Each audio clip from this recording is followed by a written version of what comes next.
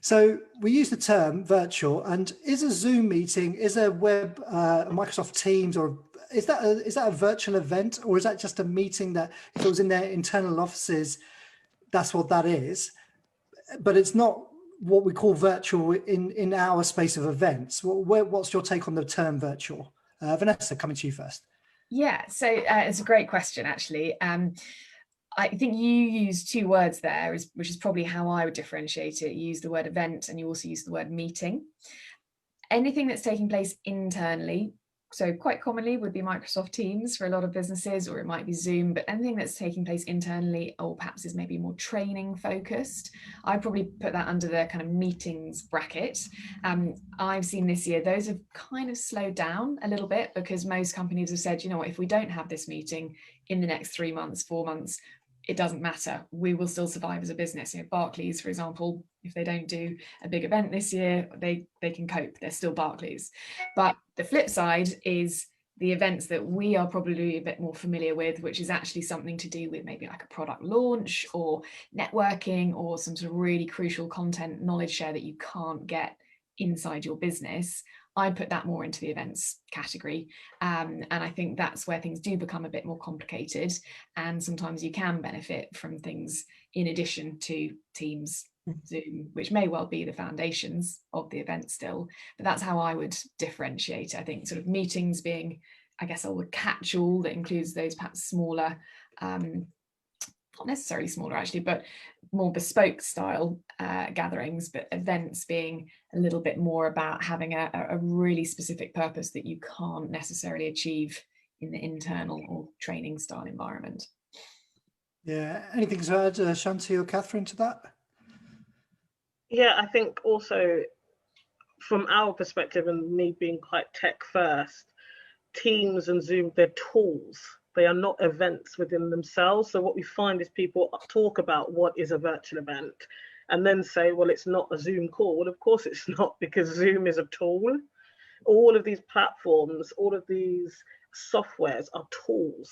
They don't replace anything else. What they help, they enable you, they facilitate meetings and events. And so that's the part that I think needs to be understood.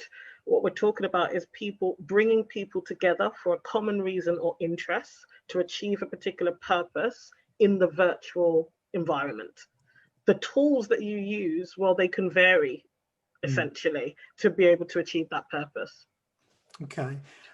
Catherine, what do you term, and I accept that you're kind of on the same page as probably me, in terms of we're coming from an event background, but in terms of what do you term as hybrid? What does that mean to you?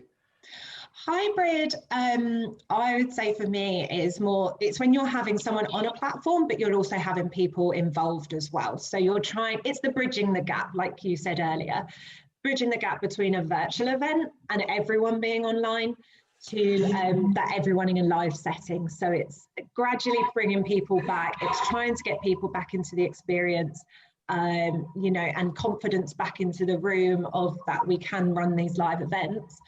So yeah, I think it's kind of it's the next step, I think, that we'll be taking to in the hope that we can get everyone back in a room together again, you know, hundreds of thousands of people together. Yeah. Shanti, would you agree that as long as there's an in-person part of it, that it's hybrid, or is it not that simple? There's a micebook webinar, which is just on now. You know, it's an interesting quiz. I think it's about virtual and hybrid meetings. So I shall. Are you going to stay here? No, I'm going. Okay. Sorry about that, Shanti. Carry on. That's fine. So yes, I mean, Glisser really are the ones that have positioned this hybrid, led the way with the hybrid. Okay, so I think for me it's more about the audience.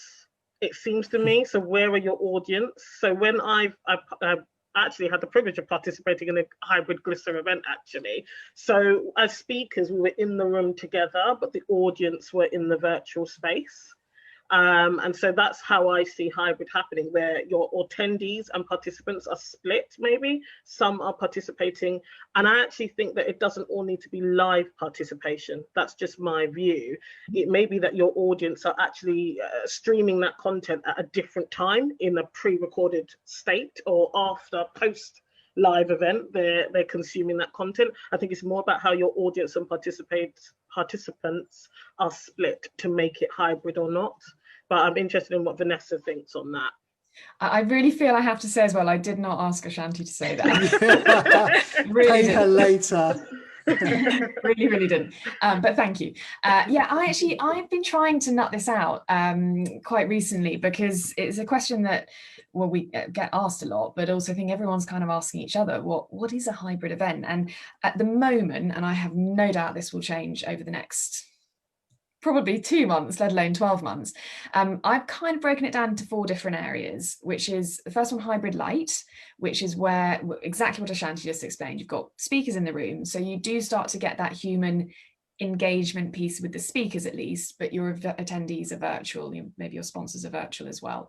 And I think that's quite a nice way to transition into it, because it's much lower risk, you've got a lot less stress involved because you've compartmentalized it a bit. Speakers in the room, everyone else virtually. So that's, I think, what most people will start to do. A lot of venues, maybe I'm jumping ahead here, but a lot of venues are now popping up with studios, which means you can actually go in and film in quite a sort of more glamorous environment. And I feel that's probably what most people will do to take this next step that Catherine's also referred to as well. I think that then gets us into sort of hybrid proper, which is what most people would consider, where you've got probably some speakers in the room, some speakers virtually, some attendees in the room, some attendees virtually, some sponsors in the room and some sponsors virtually. And it does then become quite a complex web, being completely frank, and it takes a lot of event design and event planning to execute an event with that additional complexity, which is why I think starting with the hybrid light version is probably quite sensible. Multi-hub is what comes on top of that, so exactly what I just described, plus multiple real life venues across different geographical locations. Could be several cities in the same country, it could be several cities spread right across the globe. Takes quite a lot of technical and production know-how on that. I mean, I think most hybrid events really do need production assistance, to be completely honest. And then the fourth and final one that I'm currently kind of trying to define is what Ashanti was referring to there, around sort of more of the on-demand or post viewing, which I would call a hybrid echo event, where live activity takes place and is probably all then recorded and then is streamed for all virtual activity on a subsequent date. It could be the following week, it could be 2 or 3 days later. It's usually going to be quite close in proximity. That takes all of the risk factor out of the quite complex scenario you have with a full hybrid event. It does also take away a lot of the opportunities for interactivity and for sort of community engagement and bringing together a vast group of individuals, potentially, like Catherine said, thousands, hundreds of thousands of people. You're going to get a different experience when you're recording and then replaying, but again, it could be a good transitionary step for a lot of organizations to get into this new way of working, or the next way of working potentially. Yeah, it's interesting. I sort of feel like I want to delve a little bit into this. In terms of the hybrid, in what you just mentioned there is pre-recorded and hybrid echo, as you said. I've been talking to some brands that want to do some work, and I've always said you could pre-record that bit, but I feel like being live is far more real and engaging, and if things go wrong, it's more edgy and people are more, I don't know, I feel like, am I wrong am I too narrow in my perception? Actually, no, recorded's totally fine and it's just as engaging. I don't know, where do you stand on it being live and pre-recorded? The other two thoughts on this, I'm curious to hear. Catherine. I'm definitely with you, Chat, on that. Personally, I just think live, speaking live brings back the part of the live event that we can still have at the moment. And I think it's more personal. So, the CEO, whoever's speaking to their teams, it just makes it more personal rather than pre-recorded. Everything's perfect. It's nice to feel like they're human too. They're still doing the same things. That's just my personal view. But yeah, I would agree. So we always advise clients, what's really important, I believe, with this is what your audience sometimes is used to, and also what they need. So I think the type of event is important, the sector is important, and then what are they used to? Because I think it's really important to always be looking at the customer insights. So sometimes we see planners say, this is what we want to do. But actually, when you survey and dig a bit deeper in terms of the attendees, that's not how they want to consume that content. So although we may be really invested in live events and really invested in it happening live, there are maybe elements of the event that might be better to be recorded, because the other thing that's really precious at the moment and will continue to be precious is time. And not everybody has time to turn up live for something, no matter how good the topic is. I just might not have time. And I think it's those elements, being able to provide a pick and mix, a on-demand element to your event, that will also help you reach more people, even if it is an internal event. So I think it really depends in reality on your attendees or your network or your community, whoever it is that you're putting the event on for. Wise words, love it. Okay, so a few more tech terms quickly. This one's a tricky one, hopefully maybe not for you. Vanessa, I'm going to come to you because of your production background. RTMPS, tell me. Well, no, so my production background is actually more around conference production. Okay. It's video production, so I'm probably not the best person for that answer at all, unfortunately. I'm going to let you down there entirely. That's all right. Does anyone else know what RTMPS streaming means? Probably really, really basic. And I know we've spoken about it, but it's to do, I have no idea what the letters stand for, but to do with being able to stream to Facebook, YouTube Live and things like that. But that's all I know. Good. Yeah, it's the protocol used for live streaming that enables planners, and then I've missed the rest of the sentence, but I guess I'm sure it just means you can watch what you're meant to be watching. Yeah, it's the live streaming aspect of it, effectively. It's that little link that you copy and paste essentially and put into where it says streaming key, so that you can stream through onto something else. Yeah. Donna seems to know real-time messaging protocol. Yeah. Go you, Donna. That's clever. It makes it live. So like Zoom is this. It's effectively. And so a lot of platforms will enable you, they'll either have their own, or they'll enable you to embed something like Zoom, many others out there as well, into their platform. And I do think this aspect is, this is a really confusing point for a lot of events people, because it's not something that's in our toolkit, in our armory. We'd never had to know this stuff until 30 weeks ago or whenever it was that. But do we, I mean, I've asked the question, but do we need to know it now? Do we care? As long as someone needs to know that you can stream into some platform, but is this an area we need to get better at as planners, if the audience is planners, or what do you think? So my opinion on this is you need to know enough to know. And actually there comes a point when you don't need to know anymore, and I think we have to be quite careful not to try to know every single aspect. So if I try and put this into real life event terms, you wouldn't know what was going on in the kitchen. All you know is that the food came out at the right time, hopefully, and it was hot.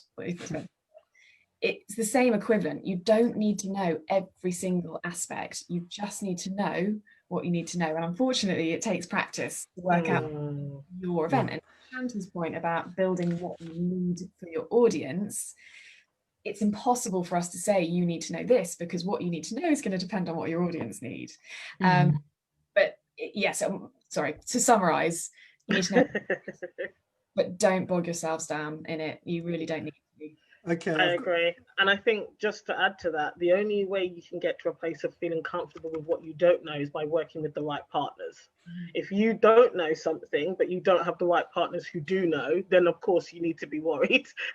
But if you've got the right partners bringing together these kind of events, then you only really need to know how that impacts what you do, for example. Yeah, and at least they can concentrate on the messaging and the outcomes of the objective of it, rather than worrying about RTMP, whatever it was.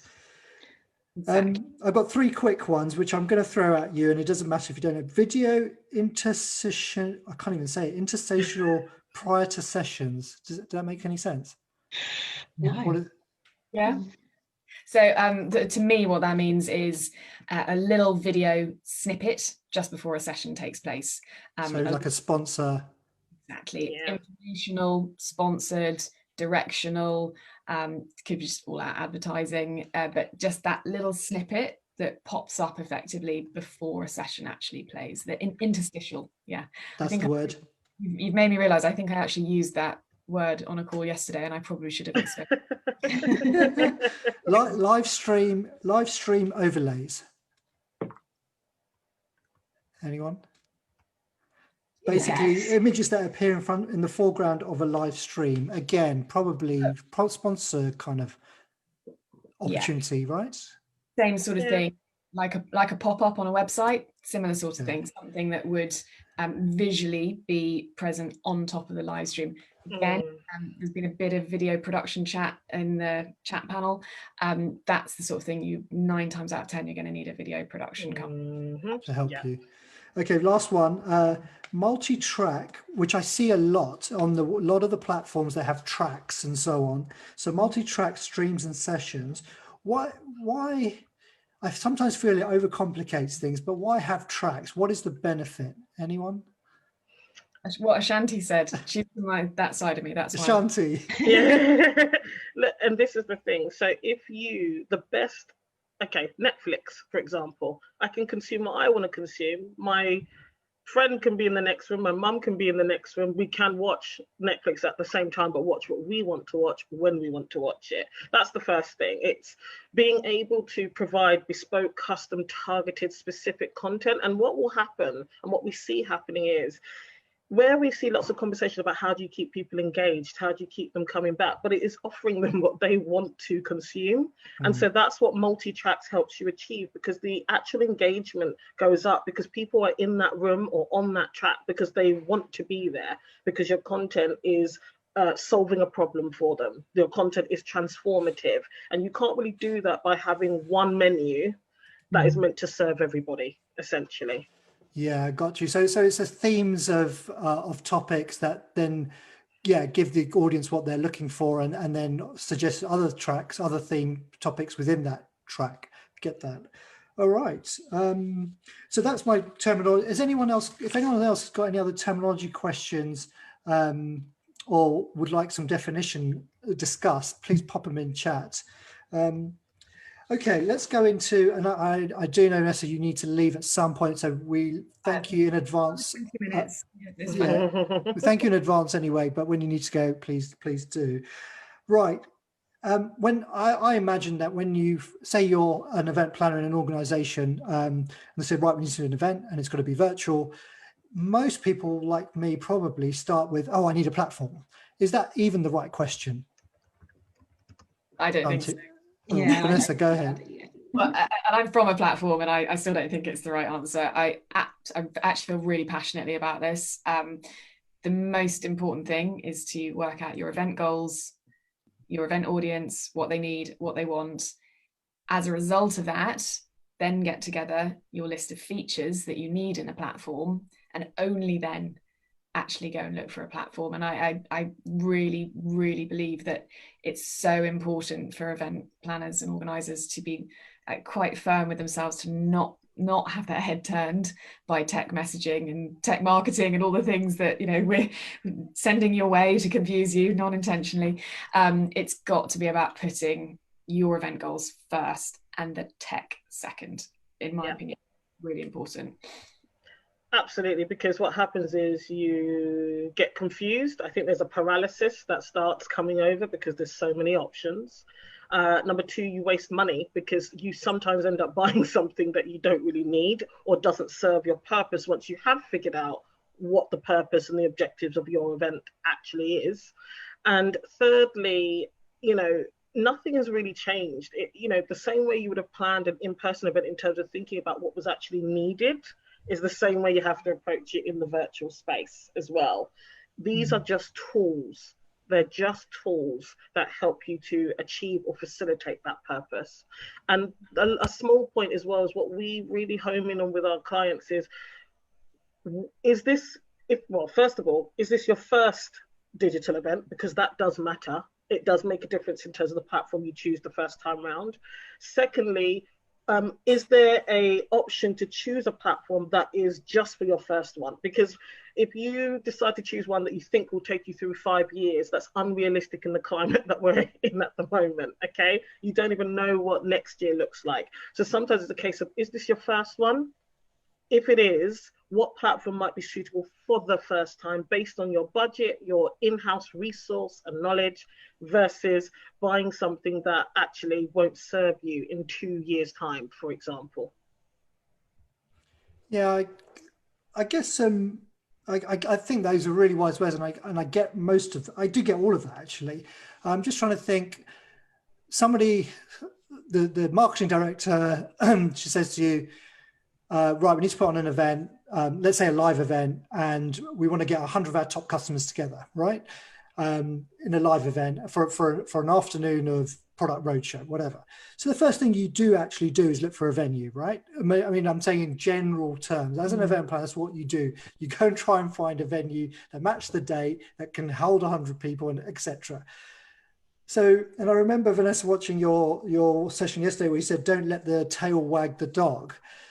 And sometimes a part of me thought, I'm just kind of throwing this out there as devil's advocate. And I feel like it is more complicated, but sometimes if you've got the platform, you can backfit.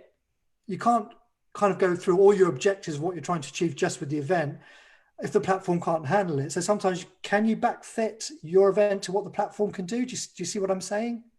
Yeah, I mean, yes, you can, and people are. I just don't think it's the best approach. Right way. Okay. Yeah. Of course you can, but I would recommend against it. And certainly we would always be trying to ask customers, why are you doing this event? What are your objectives? What's the point? What does success look like? And so I do think you need to have that pretty clear in your mind. And ideally you would do that before you go into your platform selection. I think. And also as well, look at how Vanessa, this kind of 1.0 phasing of what hybrid could look like. The more complicated your event is, yes, the platform does matter. It's much harder to then backtrack and try and make the platform do what you now need it to do. And one thing we've seen is that sometimes event planners and organizers are very fixed on what they want the event to be, which means that we then have to make sure the platform can do those things, right? So that's why the more logical way, and we've had examples of clients coming to us when they've already bought a platform. A prime example is a particular platform that doesn't do multi-track. Then they designed an event with 3 tracks across 2 days. And so we had to customize that platform. So it becomes logistically, very challenging because you're now trying to fit this platform into the event that you've designed, which you're saying is absolutely essential because you've sold it that way to sponsors, for example. So now we have to make the technology do what you sold. So to Vanessa's point, it is helpful for yourselves if you can have a scope of what you want the event to be before investing in technology. Yeah, I guess, and sorry to harp on about this point, but for me, imagine you decide to go to a museum and you see that they've got an outdoor terrace, a mezzanine that overlooks. Suddenly you decide, oh, actually, I could use that for something, and you get creative around that. So a bit like when we did our first event, we went with a platform, and because I saw what it could do, I then ended up, tailoring my content and the format of the day because of what it did. But I just raised that as a point because it's an interesting, I think there's an ideal and then maybe there's a reality, I don't know. And I was just trying to get to that.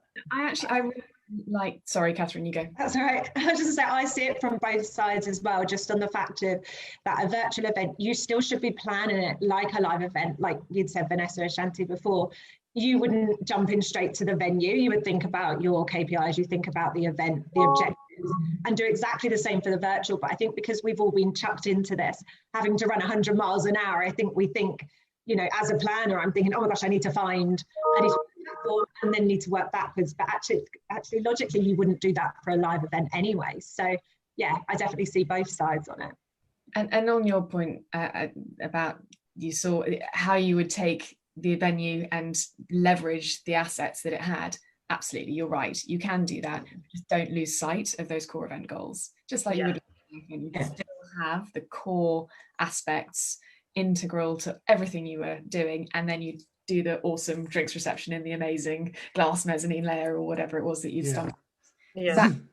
You can do it, just don't be Yeah, and I think what I would, again, about the reality though, is a lot of companies are investing a lot of money in this technology. So there's also that as well. You know, if you're spending, especially if you're getting an annual license, for example, you do kind of need to know what you're doing with the event first, because the worst situation is that you end up, and we've had people come along who have spent money on annual licenses now for tech that don't suit or fit the events that they actually are going to be doing that year. So there is the money side of it as well. Yeah, I think, sorry to add, just to add to that, I've been doing a lot of research on it as well, obviously, to get all these platforms up and going. And I'll listen to one and I think, oh, that's a great platform.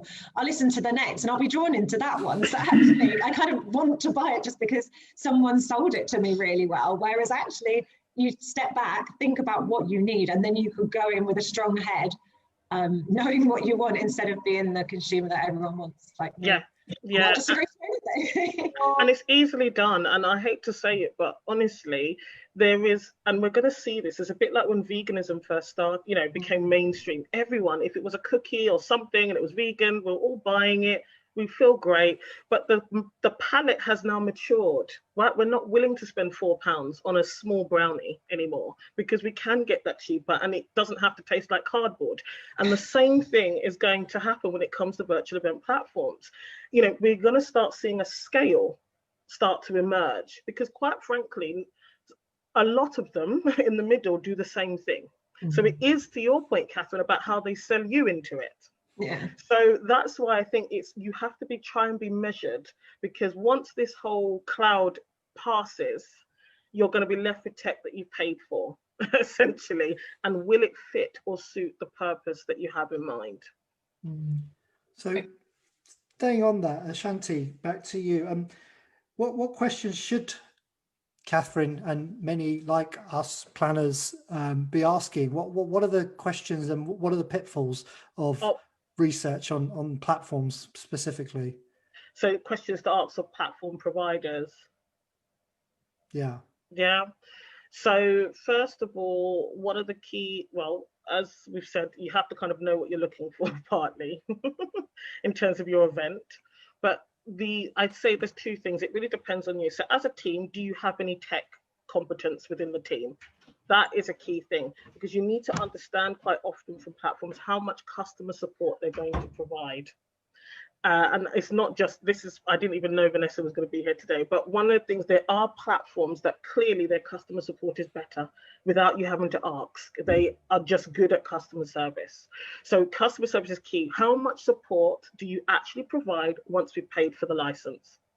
What does that support look like? Is that an email inbox that I'm emailing? Because when you're in a live event situation, that's not helpful. Is somebody actually there who can answer my questions, can help us get the stream back on, etc., etc. So customer support is key. What does that customer support look like? Dig deeper on the customer support. So that's the first thing. The second thing I'd say is the hidden costs. So some of the pricing structures for some of these platforms, be very careful. So you might see someone that says basic, essential, and there are some platforms, for example, on their lowest tier, it doesn't include streaming, which most events have some streaming. So you may invest in that thinking you have streaming and you don't. So it's always important to ask about hidden costs. If we want to have a branded breakout room, is there an additional cost for that, for example? If we want to record our live streams, is there an additional cost for that? A lot of platforms charge you additionally to record and then put that recording back on the platform for your attendees to access. So I'd say the top two things are, what does your customer support look like in reality? And are there any hidden costs as well? Those are the two, that in brief, I would share. Brilliant. They're really good tips. Catherine, from your experiences of researching in previous roles and now in terms of platforms and demos, who are not specific names, but what kind of platforms are doing it well and answering questions well, and which ones are kind of leaving you, or what kind of things are leaving you completely bemused? I think like you say, Ashanti, it's the customer support ones that really get me, because I think I need the help. I can be honest about that. Like, you know, this isn't my forte. This is brand new to me. But you can get that from the first conversation. You know, they're kind of telling you, they're not telling you what you want to hear. They're telling you the things you need to hear. Why I would use that platform. Why over someone else I would use that platform. And I think it was Donna's mentioned in the comments actually, which is a really good point. Going forward, what's their transition into hybrid? Because back to, you know, the points before we were saying in the last part, if you buy a platform for the next 5 years, are you going to be doing virtual for the next 5 years? The minute we can go back to live, we can go back to hybrid. So I think that's really important as well, and something I actually haven't thought about so far. So yeah, really interesting. I think in terms of not so great, I'm not too keen on the what do you want from the platform? No, like most of the time I don't actually know. I'm doing the research, so I do know. And I guess for some people that does work if they know exactly what they need, exactly what they want, and they know all those acronyms, they know what everything means. But you know, that's not my background. So I think, yeah, more of the support side is really, really key to me. Thank you. Vanessa, you want to come in? Yeah, it's just an extra thing I would add in, and I completely the support was my number one thing I jotted down as well. I think, and I would get it really granular. How many hours, you know, Yes. at that point, and if I want extra hours, how much is that going to cost me? If I need some emergency last minute support, how much is that going to cost me? Because these things happen. As a real life example, about 2 or 3 weeks ago, at 4:30 p.m. on a Friday, we had a customer ask us for a full day of support the following day on a Saturday. And fortunately, one of our team were willing to step up and do it. But, you know, last minute accidents happen, and that wasn't an us accident, I will add. It was something unexpected. But plan and budget for that, I think, is really important part of event planning, isn't it? The budgeting aspect of it. But what I was actually going to add in is the data aspect of it, and analytics particularly. And there are I'll try and be quick. The analytics, what are you going to get on the back of it? Because for a lot of companies, that's very important, especially if sponsorship is involved. Security. So what are their security measures? Are they certified? Are they not? Like, have they been through rigorous security testing? I think is increasingly important for sponsors as well now, and also for your attendees. And also how the data, what's the right way to explain this? What are they doing with your data? That's what I want to explain. So we're sort of seeing two different types of platforms emerge. Something like a Zoom, they don't keep your data. You log into a platform, a Zoom session, and then you disappear, and Zoom have no idea who you are or where you came from. A lot of the event platforms, you create an event account, a platform account. And then every time you go back to that platform, you see all of the events that you've registered for, which might be one of your competitors' events potentially, but you're feeding your data into their system, and that may be something that you're totally fine with and your business is totally fine with, but it might be something which is a consideration. So that would be my kind of extra addition into that, is what are they doing with your data? How are they keeping it secure? And analytics on that.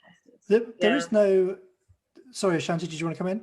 No, that's hugely important what Vanessa said. And I think the reality, though, is that I think the events industry is just getting used to the tech side. But that, what Vanessa mentioned, is the 2.0, which is going to be data. And I think that there's going to be some real conversations around the security of data in this event tech space in a year's time, because it's going to be something that's slipped under the radar for attendees and organizers. And I think that is something to, if you're an individual organizer, to be aware of for protecting your data and your attendee data. But it's something I think the industry definitely needs to get out in front of and start talking about. There is no, sorry, go on, Vanessa. I'm just pushing for better as well. I think event organizers are in a position to be saying, what are you doing with my data, and how you keep asking these questions.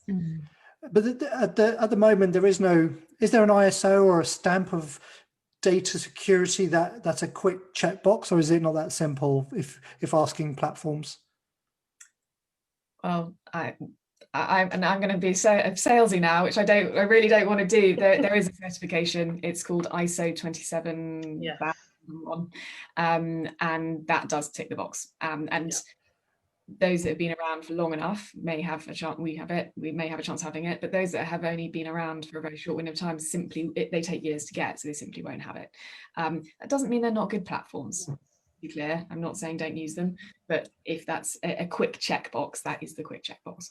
Yeah, but big organizations, big financial institutions, they will need, and as Richard's put into the comments here, security and by getting the internal IT people to sign off on a platform. Okay, I want to dip back to hybrid again, because this is our avenue to live, and it was definitely going that way at the end of summer, until it all kind of changed again. So a few questions. Let's just go to, all right, here's a question. Can you DIY a hybrid, meaning that we did an event the other day with a hotel group, and what we ended up doing, because of the short notice, we just had the laptop, we had a widescreen lens on the laptop camera, and actually so could you use a laptop, widescreen angle camera, lens on your laptop, and a Yeti microphone, and you're basically streaming, and bang, you're away, you're hybrid. I mean, is there, do you see what I'm getting at? Is there some shortcut, quick tips to hybrid at your very, very base level? Because you do want that level of in-person panel. Is that doable? Technically. Yeah, so I'd say so as well. I guess it just depends what you as a client or as the organizer want from that. Do you want a full branded green screen? Or are you just happy just having something that you can get out to everyone? It's the information that's more important. Yeah. And you're in the right environment. Yeah. Any other points on that? I said exactly what Catherine just said. Lovely. I think lots of things is what you need that's more important. Okay, so in terms of levels, you've got that level of, we've got my laptop I'm in a space with some people, and you can see me, you can hear me. What's the next stage up without, I mean, of course, we know the full stage is a full studio with multiple cameras and so on. What's the next stage up, do you think? And how would people navigate to that next stage? Any thoughts? It's probably what we did, Ashanti, I would say. Now I think about it, because we didn't have any green screens or anything like that. We were just in a room, but we did have, I sound like I'm like plugging video production. We do not have any shares in any video production companies anywhere. But we had some video guys in the room with us. I think there were maybe 4 or 5 of them in total. Probably slightly overkill, but they were new to it, and they were wanting to make sure it was fully covered. We're just physically in a room. So we were on a stage, we had a backdrop, but exactly the same as you would have in a real life event. It wasn't any different, and that was then just streamed out. It actually went Zoom to YouTube, I think, from memory. And I thought it worked pretty well. And yes, it's even since then, and this wasn't even that long ago, the options and the ease of access to things like studios has come on radically. But I think that's probably the next step, is just being in a room, but probably with some production values added in as well. Yeah. And then I read an interesting article about hybrid, and there's a desire to engage the virtual audience with the live audience and vice versa. And actually, could that be more of a downfall and actually the wrong way to look at it? And by that, I mean, the live is the live, the virtual is the virtual. And of course, the virtual can interact through the platform or through chat and polls and whatever else. An example for me is when we did the Shangri-La hybrid event, we had the whole panel, which were live at the Shangri-La where everyone else was streaming in. But at the end of our events, we normally have a cocktail hour or a bar, virtual bar. But I was there with some people, and I was streaming into the virtual bar, but I was there with people. So on both sides, it definitely didn't work, because I didn't really want to be streaming in because I had people with me, and that looks weird that I'm talking to a laptop, sort of trying to engage. And they're looking at me being at the Shangri-La having a drink, probably going, you sod. I mean, so it's the FOMO effect. That definitely didn't work, and it was the right. In my mind, I thought we want to blend the two experiences, but I think that's potentially the wrong thing. And I read an article sort of saying as much. What do you guys think about the two audiences? Where should they interact and how? Yeah, I think it's a right time and a right place, i.e. personally, I don't think a reception is the right place, because you're right, it's a social. I think if you're doing one-to-one meetings and you have some attendees via virtual, you have some there and they want to correspond, and so they can do via an iPad one-to-one, I think then it's great. Again, exhibitor over the computer or exhibitor face-to-face. I just think it's a right time and right place thing for me.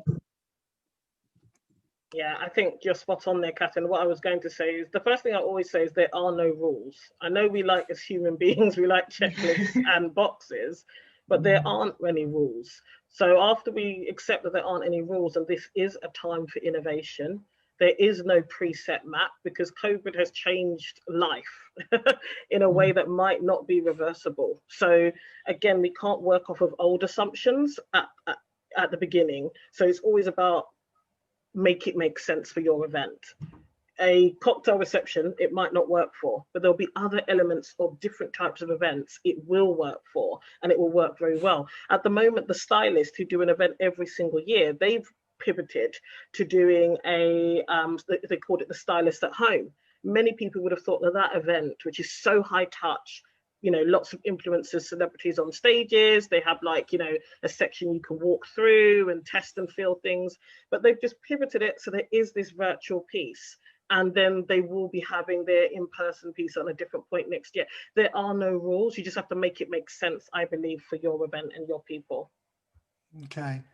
But I like that. Sorry, but I've got to dip off, which I Thank- apologise. I have to leave a little bit early, but thank you very much for having me, and I've really Pleasure. Thank you for your time. brilliant.